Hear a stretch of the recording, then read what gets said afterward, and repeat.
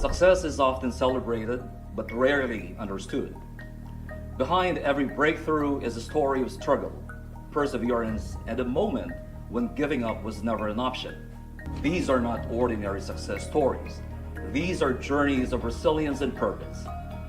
They didn't wait for change. They became the change. Good evening, I am Ox Ballado, and this is The Game Changer.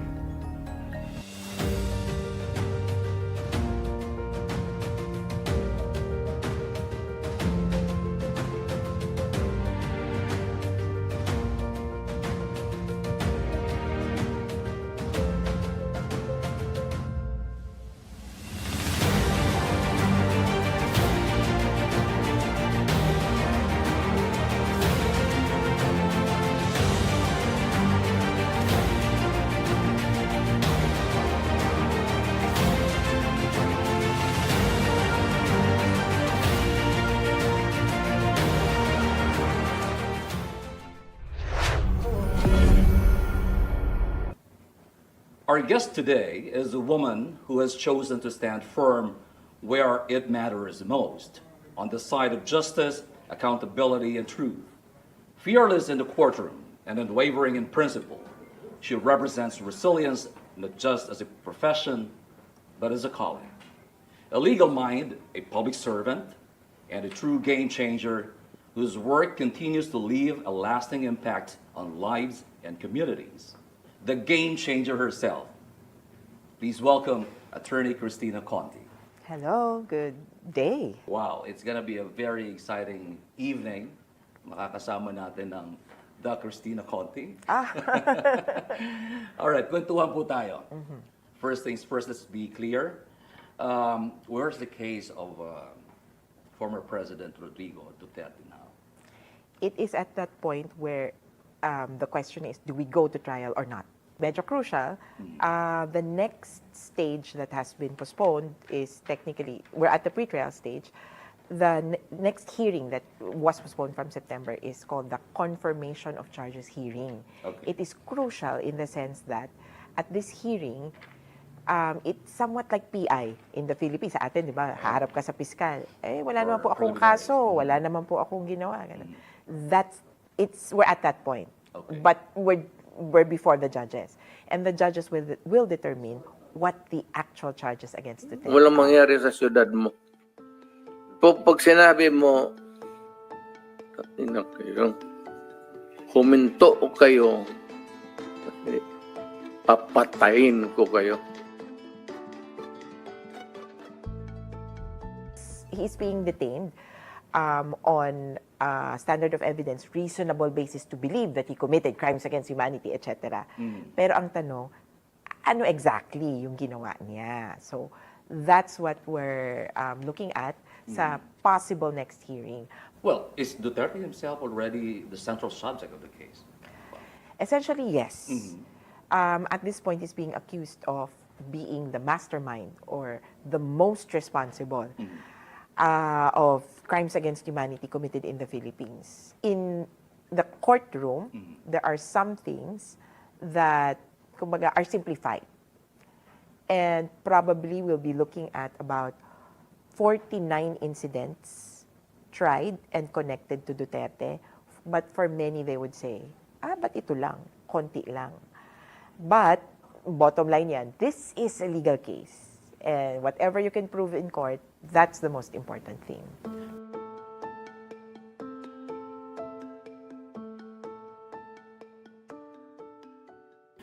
Based on what is publicly known, how strong is the case against Duterte compared to other former leaders being investigated by the ICC? Speaking as someone who was here in the Philippines during the height of the killings, the evidence is strong. There is plenty of, well, I would say anecdotal evidence from on our part sa mga biktima. Ang kwento namin, eto yung pagpatay, eto ganito yung nangyari. About the killings itself, but then you have to prove that what he did is directly connected to the killings on the ground. So that part, from what we've heard from witnesses who have come forward, and these are parang insider witnesses, so si Bato and Las Cañas, they tell us that Duterte is indeed in charge of the Duterte or the Davao Death Squad. At itong death squad na ito ang nagpasimula talaga ng tokhang killings nationwide when he became president. So, with that information, I would say that Duterte is clearly most responsible for killings in the Philippines connected to the war on drugs. The evidence is strong. You don't only have testimonial evidence. Sa Pilipinas, sikat yan, di ba? Na, may star witness ka ba? We have, or the prosecution has, object evidence, documentary evidence, and many other types of evidence that could be presented before the court. Malinaw yan. And even if I were not speaking as the lawyer for the victims, the thousands of documentation, media interviews, media reports about the killings is or could be enough to pin him down for the killings. On the other side, may namatay, sinong nag-utos? Media interview din niya. So there's plenty of videos to say, of him saying, ako ang nagpapatay niyan. Ako ang bahala sa war on drugs. Ako ang responsable dyan. Yeah. So for me, he is guilty. Paulit-ulit, Duterte repeatedly claims that the ICC has no jurisdiction because the Philippines withdrew, right? And does that argument still carry any legal weight today? Meron pa bang bearing yan? Yes, in a sense. It's a material issue, yung withdrawal, before the appeals chamber. It is their Supreme Court which is tackling the issue now. To be clear, the pre-trial chamber has already said, we have jurisdiction. Thing is, medyo komplikado kasi this is the first time. This is the first time that a country which has withdrawn is pursuing a case. Kumbaga, usually ang ano nila, It's kind of unique member in a ka, way, member ka, tapos patuloy ka pa rin iniimbestigahan, may nangyayari pa rin siya. Pero dito, in the middle of the investigation, umalis, or a little bit before investigation, umalis. Problem with that is, how will the state, withdrawn state, ang ICC ay hindi NBA. That's a foreign court. Ang ICC parang FIBA. Kung ang Team Philippines, nakapag-away yung isang basketball player sa isang player ng Slovenia, nakapagsapakan, tapos ayaw na natin sa FIBA, umalis tayo ng FIBA. Yung sapakan ba na yon, pwede pang pag-usapan ng FIBA? Pwede pa ba nilang mag-pursue ng disciplinary sanctions? I would say FIBA would have, because the incident happened at the time we were both a member. Right. So, continuing na lang ito. Kaya, in simplest terms, we have continuing obligations from our previous membership. Now, has the Philippine government's refusal to cooperate weakened Duterte's position or actually strengthened the ICC's justification to proceed? On the latter question, yes, I would say that it has helped the ICC develop new mechanisms on how to, one, gather information. That's important for them. State dapat yung magbibigay niyan. Second, how to protect and preserve that information or evidence that they have gathered. It's witness protection. Third, paano nila i-enforce yung mga orders ng court? And so we have arrest. Paano mo arestuhin yan? Paano mo ikukulong after the trial? Kasi there's two material or big issues that only a member state can do. Hindi magagawa ng ICC. One is arrest a person. The ICC has no police. Two, detain a person after conviction. Yung parang bilibid sa atin. Yes. Kumpara ito dun sa while the trial is being heard, they have detention facilities. Parang BJMP natin. Pero yung rehabilitation aspect, na convict ka na, walang ganun yung ICC. Ang bilibid nila or penitentiary facility, they would have to refer to member states. So yun, that's one aspect that is challenging. And for all of these issues, dahil hindi na nga member state yung Pilipinas, nag-prosper yung ICC. And so, they have put in the mechanism they have with Interpol Yes. They have an agreement with Interpol. Yun yung medyo ginamit din nila on how to implement the warrant of arrest against Yes. Duterte. They can go through the Assembly of State Parties to ask a non-member state to cooperate. And kung patungkol naman kay Duterte, for that, I would say it's more political. It's not per se the ICC, because the ICC will proceed with this case, whether Duterte is in detention or not. I mean, it will proceed to investigate. Maunsami lang yung trial mismo kung hindi siya in detention. Pero they would have interviewed people, they would have gathered evidence. Tuloy lang ang trabaho nila eh. Wala silang pakialam dyan sa ano. So mostly, ang epekto kay Duterte is political. Now, realistically speaking, is there still a legal path that could completely stop this case? There's two things. One, kumbaga sabi ko nga kanina, the ICC will proceed with this case or investigation without any political pressure. But it will not proceed if it has no jurisdiction. Right. So if it has a finding that it has no jurisdiction legally, then this case and investigation will stop entirely. When I say investigation, it's also because they're not only looking at Duterte. Sabi natin kanina, most responsible si Duterte. But the ICC, the prosecutor, has said he's worked with a team. He's a co-perpetrator. And as co-perpetrator, he had a team of 8 others who assisted him. At dito, interesado ang lahat. I'm sure. Si Bato ba, si Bongo ba ay part ng listahan nito? Si Sara Duterte ba part ng listahan? I cannot say for now, especially since it's not my job, it's the prosecutor's job. Ang tanong na lang, did they kumbaga, decisively assist him? Did they have a role in decision-making? Right. Were they also most responsible? So, if the ICC has no jurisdiction, proceedings, investigations into these 8 others will stop. Well, wala nang mahuhuli pang iba. But on the other hand, you can also say, I am not ready to stand trial. I am not fit to stand trial. And he's said that, nga lang, natalo siya sa issue na yun. So far, the statements that we've heard were from the experts, medical experts. Okay. But judges should say so. So we're waiting for that this day. After all these years, ang dami nilipas yung panahon, kumusta na yung mga pamilya, the families of the drug war victims really doing today? How are they? Alam nyo, almost the 10th year. This year, Yeah. we'll be celebrating 10 years. Celebrating, I don't know if that's the right term to use, of the Something war like on that. drugs. Yeah. Sa totoo, hindi nila masabi na bumuti o sumama yung kalagayan nila. Kasi they think of it as yung kumbaga natural progression. Wala eh. Tutulak talaga yung panahon. And systematic to eh. At kung tatandaan natin, yung mga pinatay naman sa war on drugs, yung mahihirap.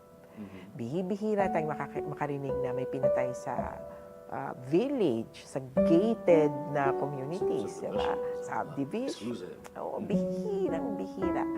Laging Eskinita, Caloocan, urban poor community. Kaya, hindi lang yung war on drugs ang nag-victimize sa kanila, kundi yung buong, it's the entire system that has victimized them. And the war on drugs was only a re-victimization. And then on another front, the politics. Yes. That has been so aggravating.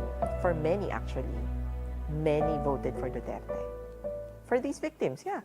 They voted for Duterte, they trusted Duterte that he will clean up the country. It turns out sila pala yung wawalisin. Parang, hindi ko naman po alam yun.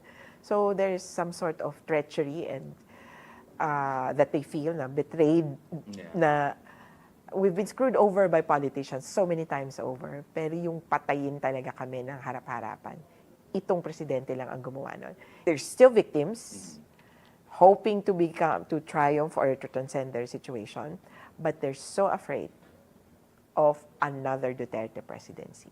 Is this case moving to, attorney, just to be clear, is this something that's getting closer to accountability?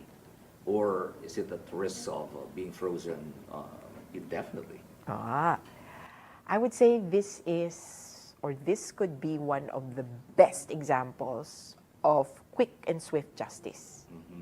Kasi we went to this court specifically under the premise that will not be tied up under previous Philippine experiences. It's now in the records. Right. He was taken to court. There was evidence enough to keep him there.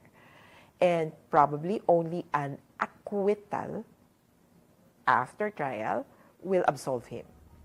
Pero as of now, there is some standard of evidence that says he is responsible for these crimes. Before the cases and the courtroom battles, there was a beginning that shaped who she is today. When we return, we go back to her roots, her childhood, and her early days as a journalist that helped define her voice and purpose. That story continues here on The Game Changer.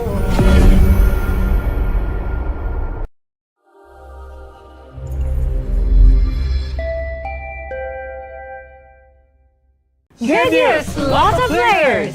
Mula noon hanggang ngayon, tumatakda sa puso ng mga Pilipino.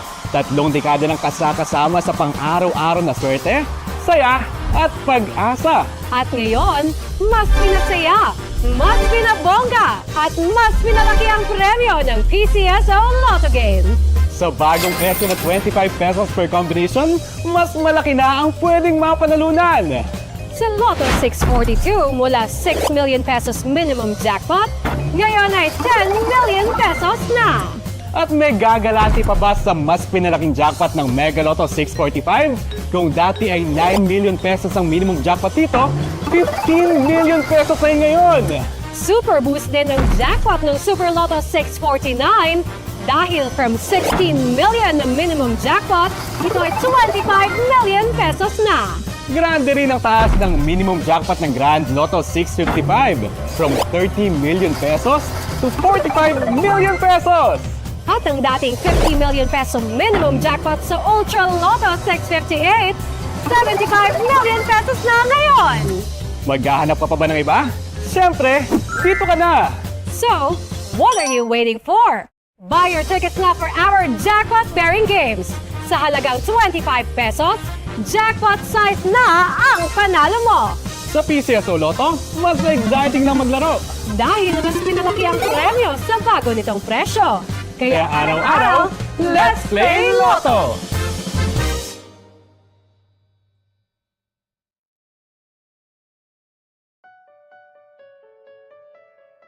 Sa bawat taya mo sa Lotto, STL at Scratch It Instant Sweepstakes, may isang buhay ang nabibigyan ng pag-asa. Sa PCSO, hindi lang swerte at panalo ang hatid, kundi tapat na paglingkod at pag-asa sa bawat sulok ng bansa. Libreng gamot, libreng konsulta.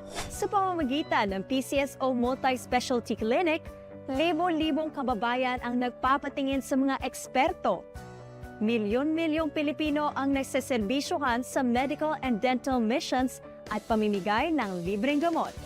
Kabataang may pangarap, kasama mo ang PCSO sa pag-abot niyan. Sa pamamagitan ng mandatory contributions, bahagi ng charity fund ay iniladaan sa ibang institusyon tulad ng Commission on Higher Education, Philippine Sports Commission, Boys and Girl Scouts of the Philippines, at Philippine Red Cross para suportahan ang kani-kanilang mga programa para sa lipunan. Panahon na emergency, PCSO is there for you. Through the Individual Medical Assistance Program, patients in need receive critical help for procedures and hospitalization. Kahit sa panahon ng sakuna, PCSO provides assistance from charity timba distribution to medicine donation. Makaaasa kayong nariyan ng PCSO para tumulong. At ikaw, oo ikaw, may parte ka sa bawat serbisyo publiko ng PCSO. Tuwing naglalaro ka ng loto, hindi lang sa jackpot ang bakas mo. Kasama ka sa paglikom ng pondo para sa serbisyong pangkalusugan ng PCSO. Hataw sa panalo, hataw sa pagtulong. Kaya bumisita na sa pinakamalapit na Lotto outlet at bumili na inyong ticket para sa tsansang manalo at makiisa sa pagtulong sa sambayanang Pilipino. Araw-araw, bakas tayo. And let's play Lotto!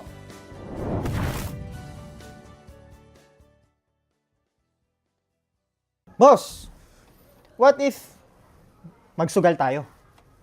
Coin flip natin. 5,000 or 1 million? 5,000 or 1 million. Sigurado ka ba? Di ba masyado malaki yung diferensya nun? Sugal nga eh. Ay, kaya, alam mo, kaya ka lumulubog. Kaya ka nagkakaproblema, kakasugal mo. Eh, syempre, baka manalo. Eh, paano pagtalo? Ayun lang. O, speaking of, alam mo ba mas maganda? Alam mo yung loto? Loto? Alam ko. Loto. Yung loto. Sikat na sikat yun, di ba? Sa loto, alam mo ba yung 100 pesos mo, pwede kang maging multi-millionaire. Paano? Tataya ka, syempre. Ay, Pag tumaya ka ng 100 pesos, pwede kang maging multi-millionaire. At ang kagandahan pa sa loto, bro. Ano? For example, di ka na nanalo. Nagtataya ka, 100. Nakakatulong ka pa sa mga kapwa Pilipino mo. Bakit? May charity. Ginagamit din nila yung sa mga nangangailangan sa ospital. Oh. So, panalo ka na rin, in a way. So, ako sa'yo, magloto ka na lang. Hindi, sige, magloto tayo. Oh. Pero coin flip pa rin natin. Sugarol nga ako eh. Sugarol ka talaga eh. Sugal na sugal ka eh. Pero tanda mo, sinabi ko sa'yo na mas okay talaga sa loto ha. Okay. O sige, i-coin flip mo na yan. Sige. Sugal talaga.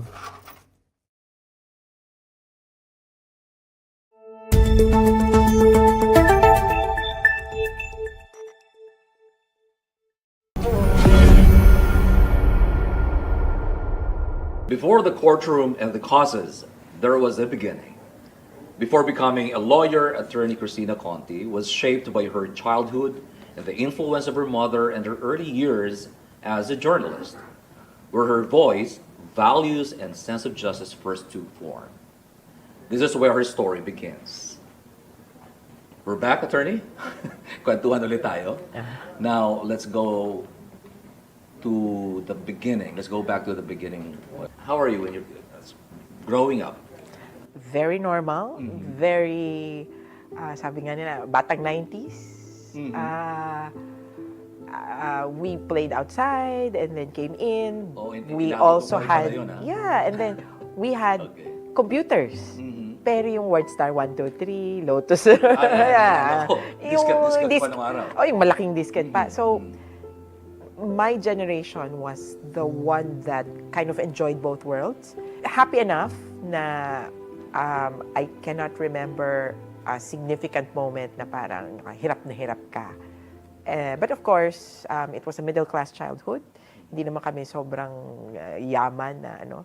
And so there were classic stories of yung uwi ka sa probinsya para magbakasyon, ganun. Until eventually, I grew up here actually in Metro Manila, but we went back to the province so that we could go to, I think we could come together as a family because my father was based in Batangas. My mother, who worked in UP as a part of the administration, went home na. So dun kami lumaki. Although I came back again to Metro Manila for school. Anyway, your mom, as you mentioned, ano yung mga lessons that really stayed with you? As a lawyer, so my mom was a lawyer. She did not practice until we went home to the Batangas. So she first worked as a public attorney. Okay. So I really thought, for me, that was one of the, kumbaga, viable avenues, or yun yung natural. When you're a lawyer, she did not go to a law firm. She worked actually as a clerk of court and then later as PAO, because she said experience is important. Okay. So you do the groundwork first before you maybe get the money. So naalala ko po noon, it was, I don't know if this is accurate, but PAO attorneys got 12,000 pesos a month. Basic pay? Basic pay. Kaya sabi ko, okay. Parang, kaya talagang sacrifice na umuwi and gano'n. But from what I remember, the decision was, if I want to practice as a lawyer, I need to get this experience from cases and criminal cases. And so one of the first few times that I think I went to Bilibid, pumunta kami bumisita ng client niya. Yeah. Nakakuha kami nung, ano yun, yung parang boat Yes. na nasa loob ng Bote. bote. Yeah, yung Kaya parang, project wow, ang na- ganda. Yes. So akala ko parang, wow, special. Tapos, specially carved na nandun yung pangalan niya. So parang kami, wow, special. Pero we knew na there were disadvantages na, yun nga, you're not earning as much. Ganyan.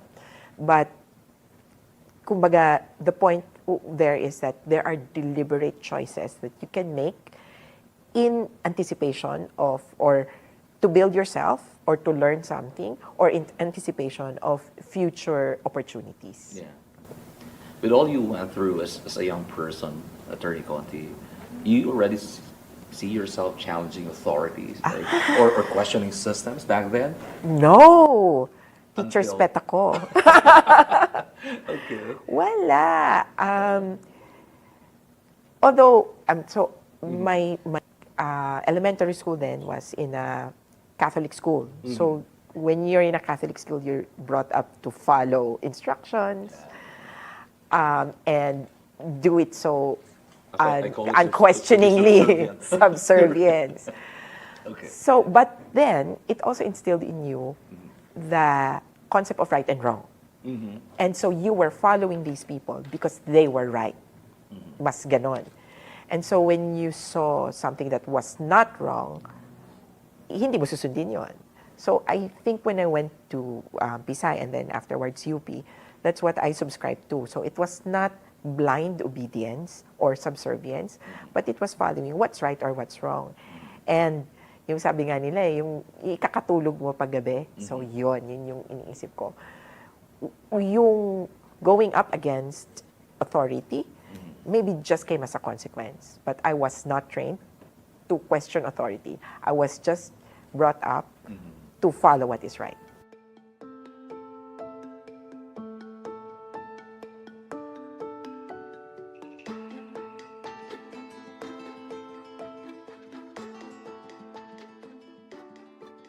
So, was there a particular story that you covered that stayed with you and changed you when you were practicing journalism? Yeah. So, You were with one of the networks or the papers? ano ko, journalism Yeah, yeah. sulat. So, I was with Business World.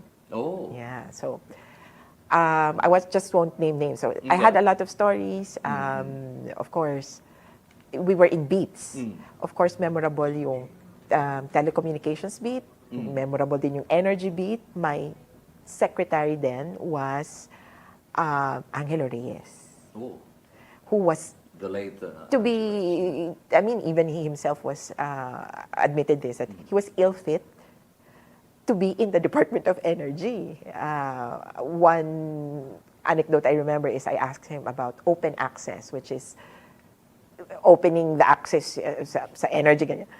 He said, yeah, we're open to access. So clearly, he didn't understand the concept. But what would stick with me probably would be the time I reported on a government agency. I look at COA reports, tapos parang may discrepancy. It was only a very, very small discrepancy. Parang something in the million, in the tens of millions. Ganun. Nagreklamo sila sa, sa editor ko. Parang, oh, bakit naman kami pinansin pa? Ganyan. This is a Marcos era agency na parang, bakit pa sinisilip? Maliit lang siya. Eh sabi ko, why was it newsworthy? Parang ganun ang sinasabi nila. My editor then asked, is it correct? Is it accurate? Is it what? Is it, kumbaga, tama ba? Wala bang ano siya?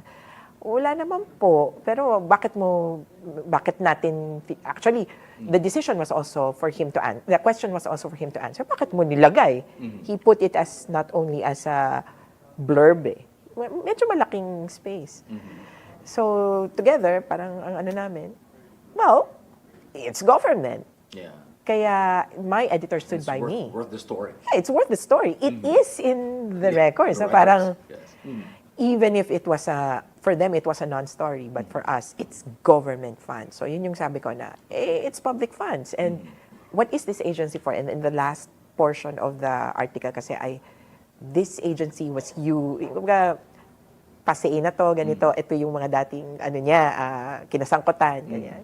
So parang doon sila nag-bristle. Pero hopefully, that story also brought to light na there are agencies or there are government institutions na baka hindi kailangan. Di ba? Na hemorrhaging money, na maging vehicle for corruption. Yes. So that was important for me in keeping the public trust aspect of journalism. Well, looking back now, do you see journalism as the foundation of the lawyer you eventually become? Or Yes, certainly. Diba? If there's two sides of a story, you get both sides. Yes. If there are 100 sides, you give me a story with all 100 sides. Of course, as with any news piece or with broadcast, limitado ang espasyo. Kaya, kahit nakuha mo yung lahat, Maximize. yung ano lang, yung importante lang ang ihaharap mo sa korte. Kaya, important yan di ba, sa journalism, hindi mo ilalagay yung lahat na That's why we have lead. may, Tapos, in fact, pwedeng makat. Yes. Pwedeng makata yung storya mo. Okay na to, first 3 paragraphs. Paano po yung 10 paragraphs after? Wala na yung kwenta. So, in court, that's also important. What are the key points that have to be presented? What are the relevant points that have to be presented? That's what I've brought into my law practice. All right. When we return, we'll look ahead what lies next for Attorney Kristina Conti, the battle still to be fought, and her vision for justice moving forward. That future continues here on The Game Changer.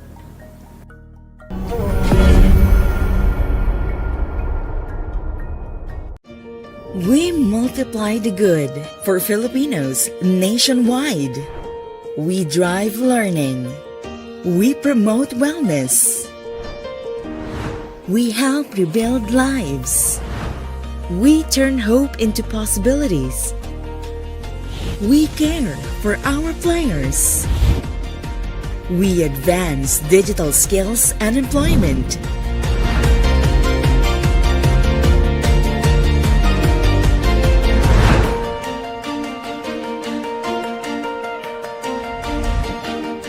We bridge accessible healthcare to the underserved.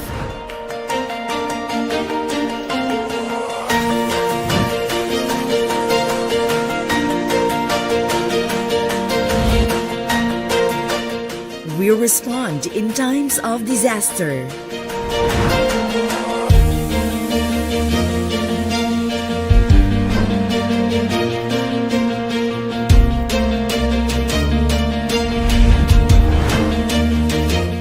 We grant wishes that bring hope and opportunities.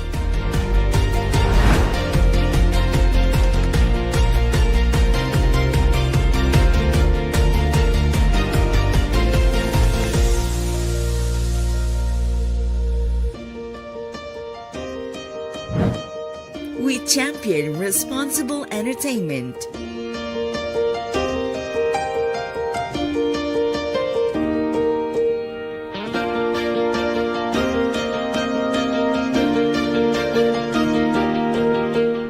With this project by Bingo Plus Foundation, it really could help a lot of students and ignite their hope to innovate, to love science, to pursue research in academic but also in their professional life.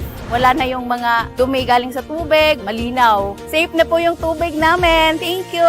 Kayo po ang ilaw ng aming buhay at tahanan po. Sa loob po ng 20 years, nagkailaw din po kami. Maraming salamat kasi natupad yung kahilingan ko po na magkaroon ng sariling tindahan. As in, sobrang saya po namin mag-ina. I think what DigiPlus and Bingo Plus is doing is really remarkable, and I really affirm you guys for that kasi like this one is a very big step. Together, let's help Filipinos thrive and win in life.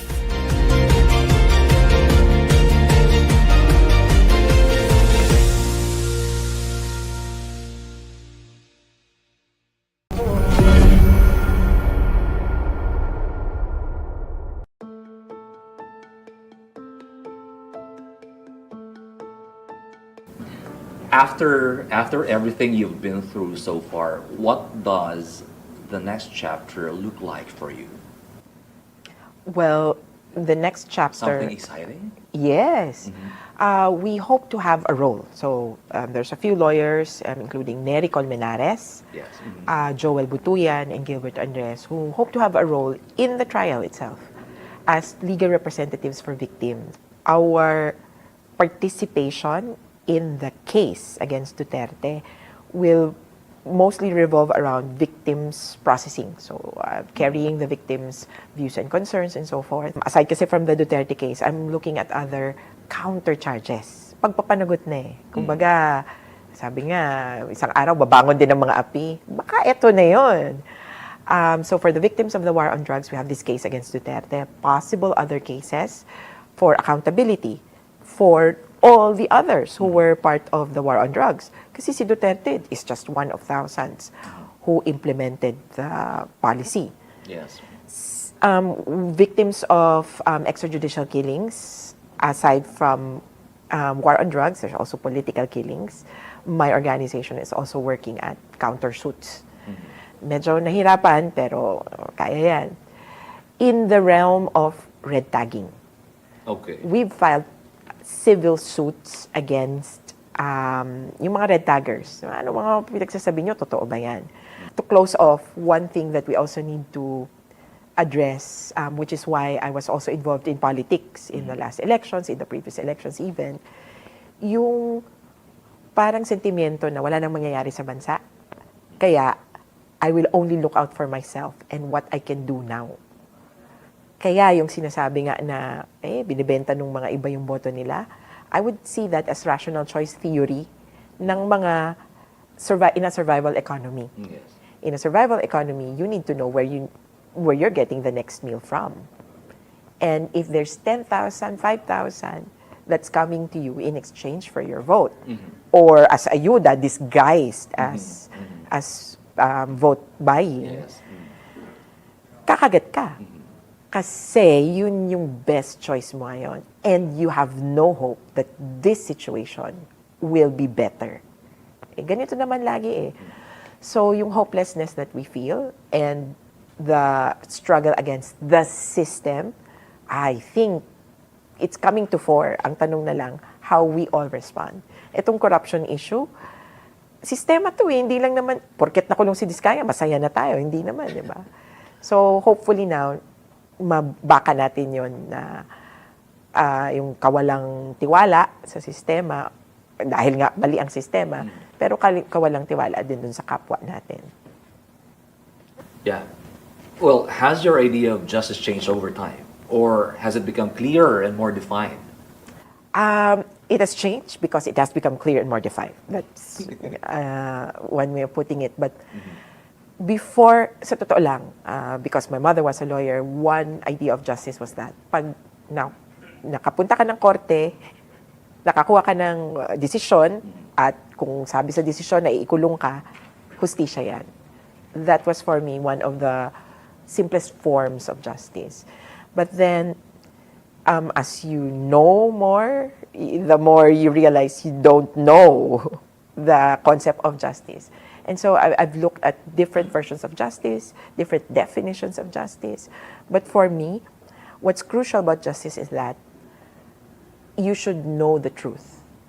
For many, they would say, this is my truth, this is her truth, this is... For me, there's a factual truth that you cannot shake. Kumbaga, napatay mo ba yung taong yan o hindi? Ganito ba ang paraan ng pagpatay? Ganon. Hindi mo yan mababago kahit nasasabihin, no, from my point of view, dapat naman siyang patayin. That's a different kind of truth. Problem is, and this is my realization, in court, there's this thing called legal truth or legal fiction. It's what you can prove. So for me, one aspect of justice, whether you get it from a regular court, from an international tribunal, from a people's court, it has to rely on truth, on the undisputable factual truth. Attorney Conti, with your display of courage and bravery, with all the issues confronting not just you but us, I do believe I understand may risk dyan eh. Yeah. Diba? And how do you sustain yourself emotionally and mentally in this line of work, especially knowing that there are risks? Well, the clients sa organization nga namin, we have a saying that we have brave clients, they deserve brave lawyers. And so it's been important that our clients stand up for themselves. Right. Hindi yung nakasalalay lang sa abogado. Sasabihin nila, ikaw na bahala dyan, attorney. Walang ganun. Sa amin, yung kliyente mismo ang tatayo sa sarili nilang paa. At yung pag-abogado namin sa kanila ay hindi lang parang charity na, o sige, tutulungan ka namin kasi walang-wala ka. Hindi, kundi sabayang tulong. It also helps us develop, actually. Kaya for me, hindi nga to sa usapin ng parang selflessness. I get something out of this. In fact, to some extent, our clients would have to defray expenses, travel expenses, kung saan ka man makakuha. Kaya hindi naman yung pumunta ako dito para maghirap. This is sustainable. This kind of practice, people's lawyering, is sustainable if you have the clients cooperate and understand their role. They are also part of the job. But then, on another front, talagang yan yung may attacks na. Yun pa rin, yung pagsasama-sama nyo. Because when you know, you are so attuned to each other that an attack on one is an attack against all. Kaya, that's where you should get your bravery from. And then, as regards death, nasabi nga nila na it's very, actually, it's been hinted at by Duterte supporters. Death, imprisonment, or kung ano man, attorney, lagot ka sa 2028. Alam mo na ang kalalagyan mo, o nako, ganyan. Ang ano na lang doon ay, well, it hasn't come yet. And until then, I can still do something.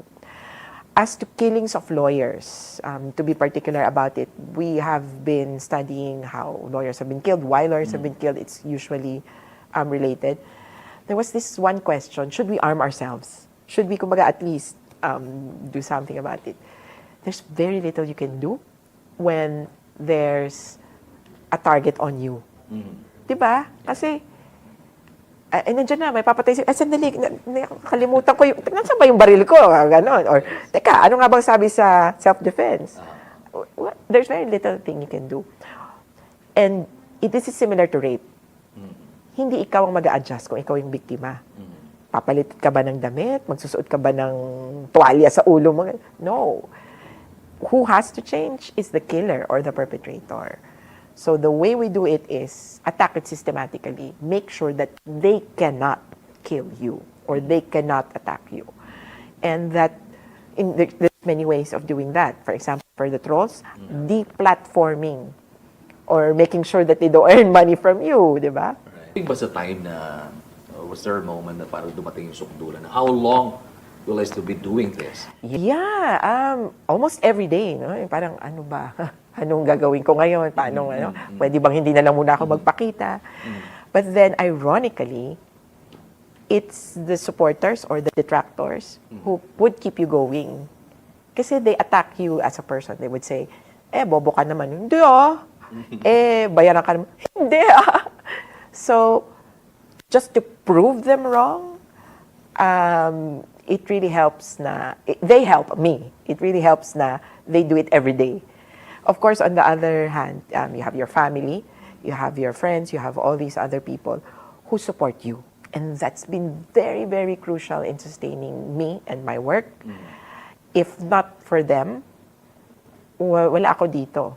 And sabi nga natin, it's a conscious choice, right? Yes. But, given those, what are other sacrifices that, that are still ahead?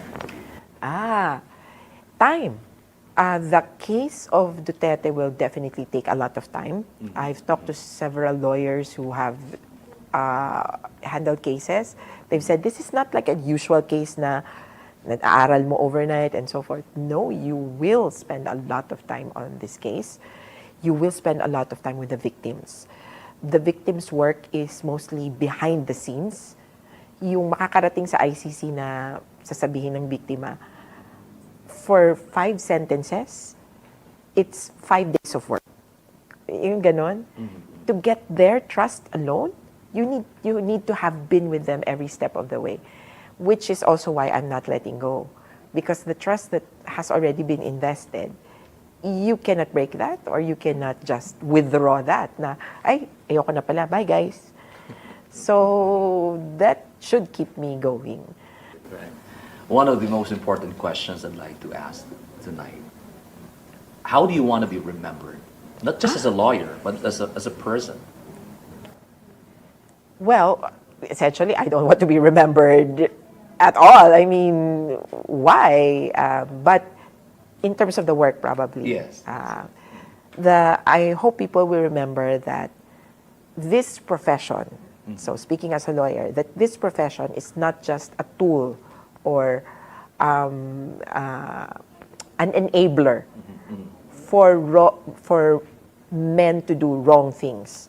Enabler ang mga abogado sa corruption, enabler sa extrajudicial killings, we cover up. Enabler ang mga abogado sa kawalang hiyaan in general. So I want people to remember that this profession can also be used for good. And ito yung a bit personal, yung babae. It's always the women who will stand up until the very end. Sorry, Pero in the war on drugs, if you see families, diba, with someone dead, it's the mothers and the wives who have stood together and stand together for extended periods of time and are willing to expand the work. Kumbaga, itong laban na to, hindi na lang tungkol sa akin kundi tungkol sa ibang pamilya, tungkol dun sa kapitbahay ko, tungkol sa iba. In the country where speaking truth to power is difficult, why is it worth doing? Because of so many things. Okay. I have personal reasons. My friends are part of this. etc. My family is supportive. You can also have professional reasons. For me, this is a great practice as a lawyer. Kasi it's both domestic law, international law, it's criminal law, civil law, and all sorts of laws. But there is always that overarching question, kasi walang ibang gagawa. Or sino ang gagawa pag umalis ka? And so I'm in a perfect position now to do this, and hopefully it inspires others to follow, so that when I cannot do it anymore, someone else will. Thank you very much, Atty. Conti. Maraming salamat for joining us in the show and for speaking your mind and sharing valuable inputs and insights to not just to me, but for everyone. Walang anuman. It's a pleasure. Sa susunod ulit. Yeah. Tonight, we were reminded that real challenge is never easy and never accidental. It is shaped by courage, tested by sacrifice, and driven by an unshakable belief that justice must be pursued no matter the cost. From her roots to her work today, Attorney Kristina Conti shows us that being a game changer means standing firm when it's easier to stay silent and choosing purpose over comfort. These stories matter because they challenge us to reflect, to question, and to act. Change doesn't begin in institutions alone. It begins with individuals who refuse to look away. I am Ox Ballado. Thank you for watching, and this has been The Game Changer.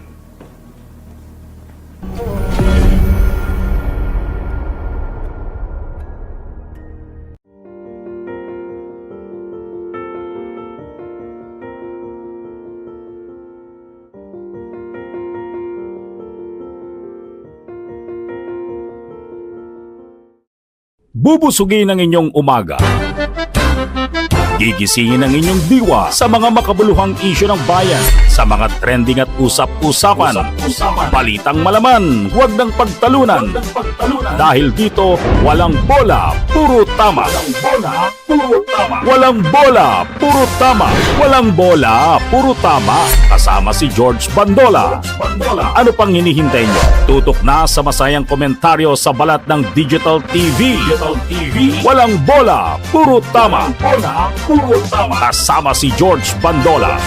Dito lang sa balat ng free-to-air TV. D8TV Channel 31 sa inyong mga TV box.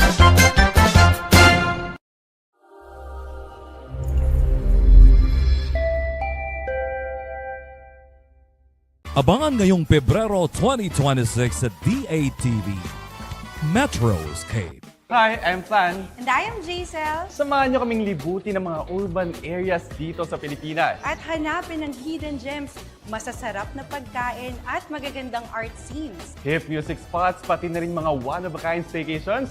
Name it and we'll find it.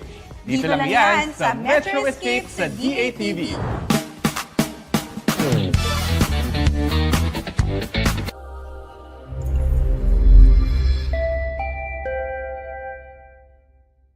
Abangan ngayong Pebrero 2026, The Game Changer.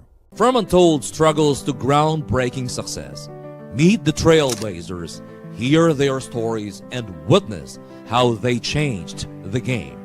Catch veteran broadcast journalist and multi-awarded public service program host Ox Ballado as he sits down with the movers, the visionaries, and the real-life change-makers who transform their communities and our world. Their stories, their struggles, their triumphs. They are not just players, they are the game changers.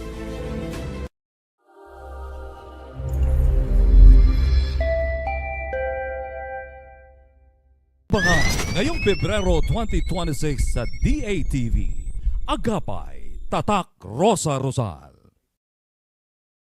Be inspired as we unfold the story of William Theo steps up to a legacy of compassion, embracing the great responsibility of continuing the public service mission started by his grandmother, the iconic Rosa Rosal, a medical talk show that continues the mission of helping, healing, and serving with heart.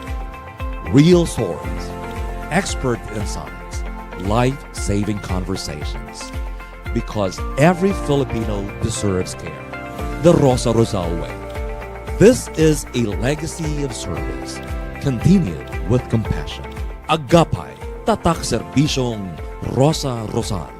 When do you think is the best time na pumunta ka na to a aesthetic center? Okay lang yun. Talagang magpa-botox ka, magpa-fillers ka. It's totally fine. As long as proud ka, diba? Yeah. And I think there's nothing wrong with it. Yeah. Kasi the reason why they're there is to help us as well, diba? Diba? Once a cheater, always a cheater. Likelihood na mag-cheat sila lahat, it's actually 300%. Ano ibig sabihin nun? When a person has been cheating on their previous partner, you are not an exemption. And then actually worse pa nga kasi parang hindi ako pwede shower or do something nang nakasara yung door. Seryoso? Kasi feeling niya may kausap ako and stuff. Gawain pala niya. So doon ko lang nalaman na, oh my gosh, ganun pala yun. Yes. So it was very, very fun. But then this pressure to always keep up, you always have to be ahead, stay ahead. You have to be on top of what's the next trend. So parang that pressure, it's not good for us. It's a date! Tuwing Thursday, alas 8 ng gabi, dito lang sa D8TV.